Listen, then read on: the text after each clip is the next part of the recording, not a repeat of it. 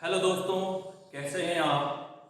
स्वागत है आपका आपके अपने YouTube चैनल कॉमर्स क्लासेस में। मेरा नाम उखराज पुरोहित है। आज मैं आपके सामने एक बहुत ही इम्पोर्टेंट टॉपिक लेकर आया हूं जो कि क्लास 10th के स्टूडेंट के लिए बहुत ही उपयोगी साबित होने वाला है। आज का जो हमारा टॉपिक है वो क्लास 10th के सामाजिक विज्ञान का जो सब्जेक्ट है उसमें एक टॉपिक है आर्थिक अवधारणा एवं नियोजन।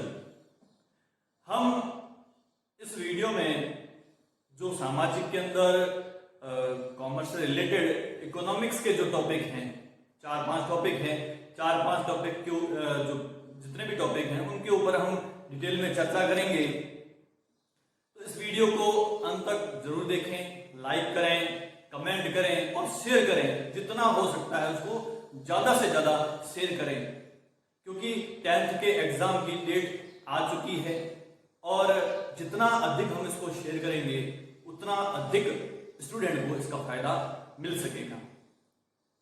आज के इस टॉपिक में हम आर्थिक अवधारणा एवं नियोजन इस टॉपिक के ऊपर चर्चा करेंगे। नेक्स्ट वीडियो में हम अगले टॉपिक के ऊपर भी चर्चा करेंगे। साथ ही हम न केवल टॉपिक के ऊपर चर्चा करेंगे, टॉपिक में से कौन से क्वेश्चन एग्जाम में पूछे जा सकते हैं उन क्वेश्चंस के ऊपर भी टॉपिक खत्म होने के बाद हम उसके ऊपर भी चर्चा करेंगे। मोस्ट जो क्वेश्चन है एग्जाम में आने लायक उनके ऊपर भी हम चर्चा करेंगे ताकि स्टूडेंट को बहुत अच्छा फायदा मिल सके। आइए हम टॉपिक के ऊपर चर्चा करते हैं। सबसे पहली बात करते हैं आर्थिक अवधारणा एवं नियोजन। इस आर्थिक अवधारणा का मतलब क्या होता है, आर्थिक अवधारणा का आशय क्या है, नियोजन क्या होता है।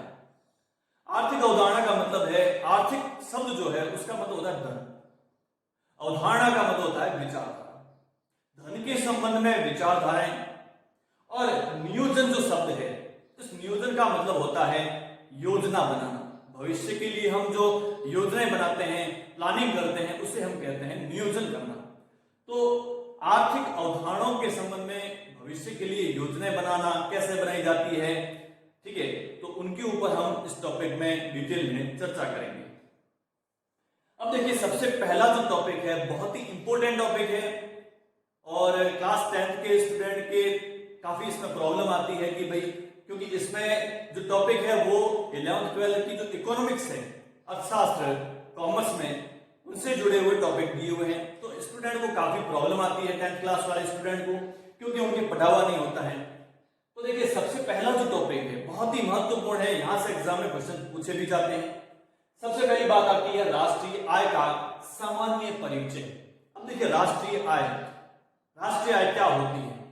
राष्ट्रीय आय को आगे बढ़ने से पहले मैं शॉर्ट में आपको बता देना चाहूंगा कि राष्ट्रीय आय जो है वो एक देश की, पूरे देश की आय जो होती है उसे हम कहते हैं राष्ट्रीय आय। एक देश की वर्ष भर की कुल आय कितनी हुई, उस आय को हम कहते हैं राष्ट्र की आय। इस प्रकार हर देश की आय की गणना होती है तो वो हर देश की राष्ट्रीय आय कहलाती है। ठीक है, राष्ट्रीय आय की गणना कैसे होगी और प्रति व्यक्ति आय की गणना कैसे होगी, इसी वीडियो के अंदर हम आगे डिटेल में उसके ऊपर चर्चा करेंगे। तो देखिए, राष्ट्रीय आय के बारे में हम बात करते हैं तो सबसे पहले बहुत ही महत्वपूर्ण बात है कि हम अपने जीवन में आय शब्द का प्रयोग कई बार करते हैं। हमारे जीवन में जो शब्द है आय का मतलब होता है इनकम। ध्यान से समझना इस बात को और वीडियो को लास्ट तक जरूर देखें, अदरवाइज आपको टॉपिक समझ में नहीं आएगा। आय जो शब्द है, इनकम, इस वर्ड का हम अपने जीवन में हर बार प्रयोग करते हैं कि हमें इस साधन से आय प्राप्त हुई, हमें इस साधन से आय प्राप्त हुई, हम जहां पर कार्य कर रहे हैं वहां से हमारे को आय प्राप्त होती है। तो आय शब्द का प्रयोग हम अपने जीवन में हर बार करते रहते हैं, हर तरह उसका प्रयोग करते हैं। किसी व्यक्ति या परिवार के कल्याण का मतलब क्या है, यहां पे ध्यान देना। यहां पर कल्याण से आशय है किसी भी व्यक्ति की प्रतिष्ठा, समृद्धि, कि एक व्यक्ति कितना समृद्ध है। हम कहते हैं ना कि भाई यह व्यक्ति जो है इसके पास पैसा खूब है, या तो संपन्न है या समृद्ध है। तो इस शब्द का अर्थ क्या होता है? कल्याण का अर्थ किसी भी व्यक्ति की समृद्धि या किसी भी व्यक्ति की संपन्नता। तो देखिए, किसी व्यक्ति या परिवार के कल्याण को देखने के लिए, किसी भी व्यक्ति के समृद्धि को देखने के लिए, किसी भी व्यक्ति के परिवार की समृद्धि को देखने के लिए सबसे उपयोगी कारक क्या होता है? आय। अगर हम ये देखते हैं कि भाई एक फला व्यक्ति जो है वो बहुत ही संपन्न है, तो कैसे संपन्न है? क्योंकि उसकी आय क्या है, उसकी इनकम क्या है, कहां से उसको आय होती है और कितनी आय होती है, वो तो बात की बात है, लेकिन उसकी आय क्या होती है हम सबसे पहले अगर विचार करेंगे तो इसी बात पर विचार करेंगे कि ये कहां से कमाता है। तो कोई भी अगर व्यक्ति होगा या कोई परिवार है तो उसकी संपन्नता, उसका कल्याण, इसका पता लगाने के लिए हम क्या देखते हैं? उसकी आय देखते हैं। तो एक महत्वपूर्ण उपयोगी कारक, कारक का मतलब हो यहाँ पे उसका जो तत्व है, कल्याण का जो तत्व है, सबसे महत्वपूर्ण जो कारक होता है। हालांकि कल्याण तो कहीं और तरीके से भी होता है, कहीं भी लोग समृद्ध होते हैं, अलग अलग तरीकों से होते हैं, समाज में उसकी पहचान भी होती है, तो उस तरीके से भी वो समृद्ध होते हैं। लेकिन आय जो है वो उसकी कल्याण, समृद्धि के लिए महत्वपूर्ण कारक या तत्व के रूप में उपयोगी होता है। आगे देखिए, हम यह भी जानते हैं कि आय कल्याण का एकमात्र साधन नहीं है। यानी कि अगर कोई व्यक्ति समृद्ध होता है तो कोई जरूरी नहीं है कि वो आय से ही समृद्ध होगा, संपन्न जो होगा वो आय से ही होगा। कई लोग ऐसे भी होते हैं जिनकी समृद्धि, जिनका कल्याण, जिनकी पहचान आय के अलावा अन्य साधनों से भी होती है। समाज में पहचान होती है, ठीक है, तो उसकी सोच होती है, विचारधारा होती है, उनके सिद्धांत होते हैं, उनके आधार पर भी हर व्यक्ति का एक समृद्धि होती है, हर व्यक्ति की एक पहचान होती है, ठीक है। तो कहने का मतलब है कि जो आय है वो आय केवल एक साधन नहीं है किसी व्यक्ति के कल्याण के लिए, लेकिन कल्याण के अनेक निर्धारकों में से प्रभावशाली कारक है। क्या है ये? आय जो है वो सबसे प्रभावशाली कारक है, क्योंकि पैसों के बिना तो हम कुछ भी नहीं कर सकते। भले ही किसी व्यक्ति की कितनी भी समृद्धि होगी, कितनी भी पहचान होगी, कितना भी उसका कल्याण होगा, ठीक है, उसका जीवन स्तर कितना भी अच्छा होगा, लेकिन इन सबके लिए आवश्यक तत्व क्या होता है? आय। क्योंकि आय के बिना उसका जीवन स्तर भी सुधर नहीं सकता। हम कल्याण के रूप में जीवन स्तर शब्द का भी प्रयोग कर सकते हैं। किसी व्यक्ति का जो जीवन स्तर बहुत अच्छा होता है, लाइफ स्टाइल जिसको हम कहते हैं, तो यदि किसी की लाइफ स्टाइल अच्छी है, बहुत ही रेप्यूटेड लगती है, तो हम देखते हैं कि भाई उसकी आय क्या है, कहां से उसको इनकम होती है, कैसे वो अपना जीवन यापन इस अच्छे तरीके से कर सकता है। तो किसी भी व्यक्ति की जो लाइफ स्टाइल है, जीवन स्तर है, कल्याण है, तो उसकी पहचान हम अलग अलग तरीकों से करते हैं, लेकिन इन सारे तत्वों में से सबसे महत्वपूर्ण जो तत्व है वो होता है आय, क्योंकि इनकम के बिना अपना जीवन स्तर सुधर नहीं सकता है। नेक्स्ट जो बात है वो कहता है कि एक व्यक्ति की आय से अनेक उनके भौतिक जीवन, सामाजिक स्थिति और आर्थिक प्रगति आदि की जानकारी प्राप्त होती है। बहुत ही इंपॉर्टेंट पॉइंट है कि जो आय होती है, एक व्यक्ति की आय होती है, हम उस आय से क्या पता लगा सकते हैं? मैंने आपको बताया ना कि हम किसी व्यक्ति की कल्याण की पता लगाते हैं, ठीक है, तो किसी के जीवन स्तर का पता लगाते हैं, तो हम उस पता लगाने में क्या क्या चीजें देखते हैं? हम उसका भौतिक जीवन देखते हैं कि वो उसकी लाइफ स्टाइल क्या है, कैसे वो जीता है, मतलब उसका रहन सहन का तरीका क्या है। तो उस रहन सहन के तरीके को हम जांचते हैं, पता लगाते हैं, तो उसके लिए हम क्या देखेंगे? उसकी आय देखेंगे।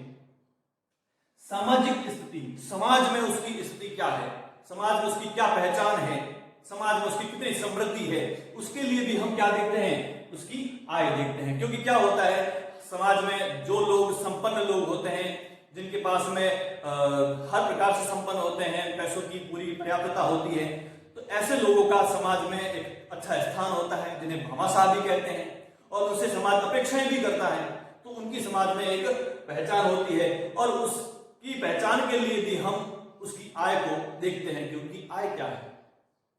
आर्थिक प्रगति, हर व्यक्ति की आर्थिक प्रगति, यानी कि उसको उसकी कमाई कितनी बढ़ रही है, आर्थिक स्थिति कैसे उसकी बन रही है, अच्छी आर्थिक स्थिति के लिए वो क्या करता है, तो तो इन सब की जांच करने के लिए, इन सब का पता लगाने के लिए हम कौन से तत्व को ध्यान में देंगे? आय को ध्यान देना। हम अपने प्रैक्टिकल लाइफ में भी अगर इन सारी बातों को, इन 3 बातों को किसी व्यक्ति में अगर ढूंढने की कोशिश करेंगे तो हम यही देखेंगे कि इसकी इनकम क्या है, इसकी आय क्या है, और उसी आय के आधार पर हम निर्धारित करते हैं उसका भौतिक जीवन। आय के आधार पर ही हम उसका निर्धारित करते हैं उसकी सामाजिक स्थिति। आय के आधार पर ही उसकी आर्थिक स्थिति का भी पता लगा सकते हैं। यदि कोई व्यक्ति अच्छी कमाई करता है तो हम आसानी से पता लगा लेते हैं कि यह व्यक्ति संपन्न है, उसकी आर्थिक स्थिति अच्छी है, मजबूत है। जिसकी आय अच्छी होती है तो समाज में भी उसकी स्थिति अच्छी मानी जाती है, समाज में भी उसकी एक अच्छी पहचान होती है, समाज भी उससे कई अपेक्षाएं करता है। और जिसकी आय अधिक होगी, आय अच्छी होगी, पर्याप्त आय होगी, तो उसका भौतिक जीवन जो है वो सुखमय होगा। अभी हम बात करते हैं व्यक्ति या परिवार की आय की बात ही राष्ट्र की आय भी ज्ञात की जाती है। बहुत ही महत्वपूर्ण बात है कि अभी तक हम जो बात कर रहे थे वो एक व्यक्ति की बात कर रहे थे, एक परिवार की बात कर रहे थे कि एक परिवार की, एक व्यक्ति की कल्याण की, उसकी आर्थिक स्थिति की, एक व्यक्ति की जीवन स्तर की, एक व्यक्ति के समृद्धि की, इन सब की बात कर रहे थे। और उसके लिए हम क्या देख रहे थे? आय, कि उसकी आय का साधन क्या है। ठीक उसी प्रकार जैसे हम एक व्यक्ति की, एक परिवार की आय की गणना करते हैं, आय की पहचान करते हैं, ठीक उसी प्रकार एक राष्ट्र जो है, देश जो है, उस देश की भी आय की गणना की जाती है, जिसे हम क्या कहते हैं? राष्ट्रीय आय कहते हैं। अब राष्ट्रीय आय क्या होती है, राष्ट्र की आय की गणना क्यों की जाती है, उसके ऊपर हम आगे डिटेल में चर्चा करेंगे। तो एक व्यक्ति की, एक परिवार की राष्ट्र की आय की गणना करने के समान ही हम राष्ट्र की आय की भी गणना करते हैं, क्योंकि हमें जिस प्रकार एक व्यक्ति की पहचान करनी होती है उसी प्रकार एक देश की भी पहचान करते हैं। अन्य देश वाले जो है हमारे देश की भी पहचान करते हैं, हमारे देश की भी स्थिति की पहचान करते हैं। इसी आधार पर, ध्यान देना, इसी आधार पर कोई भी देश विकसित, विकासशील या अविकसित घोषित होता है। तो एक आय जो है वो आय ही एक देश को विकसित, अविकसित या विकासशील बनाने में महत्वपूर्ण कारक के रूप में प्रयोग होता है। अगली बात आती है कि राष्ट्रीय आय का अर्थव्यवस्था के लिए महत्व। हम जो राष्ट्रीय आय की गणना करते हैं वो हमारे देश की अर्थव्यवस्था, हमारे देश की आर्थिक स्थिति, उसके लिए क्या इंपॉर्टेंट है, उसका क्या इंपॉर्टेंस है कि हम राष्ट्रीय आय की गणना करें। हमारे देश में राष्ट्रीय आय की गणना होती है, क्यों होती है, क्या जरूरत होती है राष्ट्रीय आय की गणना करने की, उन सभी बातों के ऊपर हम आज डिटेल में चर्चा करने वाले हैं। देखिए, राष्ट्रीय आय की गणना करने का जो सबसे महत्वपूर्ण कारक है, पहला, राष्ट्र की आर्थिक स्थिति और उसकी प्रगति का ज्ञान। जैसे मैंने आपको बताया कि राष्ट्रीय आय की गणना करने से हम किसी देश को विकसित, अविकसित या विकासशील घोषित करते हैं। तो उसी के लिए एक आर्थिक स्थिति, एक देश की आर्थिक स्थिति का पता लगाने के लिए, किसी देश की आर्थिक प्रगति का पता लगाने के लिए, गैर आर्थिक प्रगति का भी पता लगाने के लिए हम उस देश की राष्ट्रीय आय की गणना करते हैं और उसी के आधार पर किसी देश को विकसित, अविकसित या विकासशील घोषित किया जाता है। दूसरी बात आती है विभिन्न अर्थव्यवस्थाओं की तुलना में सहायक। बहुत ही महत्वपूर्ण है कि हम अपने देश की राष्ट्रीय आय की गणना करते हैं, लेकिन इससे होता क्या है कि हम अगर हमारे देश की तुलना कर आय की गणना करते हैं तो उस आय की गणना से क्या होगा कि हम किसी अन्य देश से भी हमारे देश की तुलना कर सकते हैं कि हमारा देश किसी अन्य देश से संपन्न है या उससे कम संपन्न है, या वो विकसित है, विकासशील है, तो हम किसी अन्य देश से तुलना भी कर सकते हैं। साथ ही ध्यान देना, साथ ही हम न केवल किसी अन्य देश से तुलना कर सकते हैं, हम राष्ट्रीय आय से केवल अन्य देश से ही तुलना नहीं कर सकते, राष्ट्रीय आय से हमारे देश से ही तुलना भी होती है। कैसे? राष्ट्रीय आय से हम क्या करते हैं, हर वर्ष राष्ट्रीय आय की गणना होती है, तो हम पिछले वर्ष की तुलना में भी इस वर्ष में हमारे देश की स्थिति पता लगा सकते हैं कि पिछले वर्ष में हमारे देश की स्थिति क्या थी, इस वर्ष में हमारे देश की स्थिति क्या है। ठीक है, तो इस आधार पर, राष्ट्रीय आय के आधार पर ही हम देश की जो है विकसित या विकासशील या उसकी कल्याण समृद्धि इसका पता लगा सकते हैं और किसी अन्य देश से या स्वयं से ही उसकी तुलना भी कर सकते हैं। अगली बात आती है अर्थव्यवस्था के विभिन्न क्षेत्रों में के योगदान की जानकारी। एक राष्ट्र की आय की जो गणना होती है, उस आय की गणना में ध्यान देना, विभिन्न क्षेत्र, एक राष्ट्र की आय में विभिन्न क्षेत्रों का योगदान होता है। अब ये विभिन्न क्षेत्र कौन कौन से होते हैं? क्षेत्र यहाँ 3 प्रकार के होते हैं, प्राथमिक क्षेत्र, द्वितीयक क्षेत्र और तृतीयक क्षेत्र। इन तीनों क्षेत्रों के बारे में हम इसी वीडियो के आगे कंटिन्यू में हम उसके ऊपर डिटेल में चर्चा भी करेंगे कि प्राथमिक क्षेत्र क्या होता है, प्राथमिक क्षेत्र में कौन कौन से व्यवसाय आते हैं। ठीक है, द्वितीय क्षेत्र क्या होता है, तृतीय क्षेत्र क्या होता है। तो एक राष्ट्र की आय में इन सबका योगदान होता है और हम उस राष्ट्र की आय में से ये पता लगा सकते हैं कि एक राष्ट्र की आय में प्राथमिक क्षेत्र का हिस्सा कितना है, एक राष्ट्र की आय में द्वितीय क्षेत्र का हिस्सा कितना है और एक राष्ट्र की आय में अंतिम जो क्षेत्र है तृतीय क्षेत्र, उसका हिस्सा कितना है।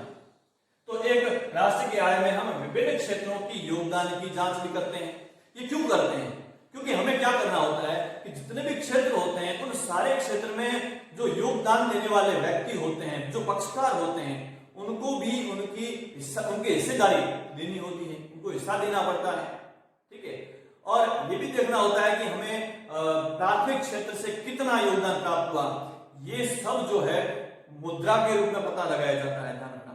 क्योंकि जो किसी की स्थिति की गणना करनी हो, किसी की आर्थिक प्रगति की गणना करनी हो, संपन्नता की गणना करनी हो, तो ये मुद्रा के रूप में ही हो सकता है। ये केवल उसी रूप में हो सकता है जिसको हम मुद्रा के रूप में माप सकते हैं।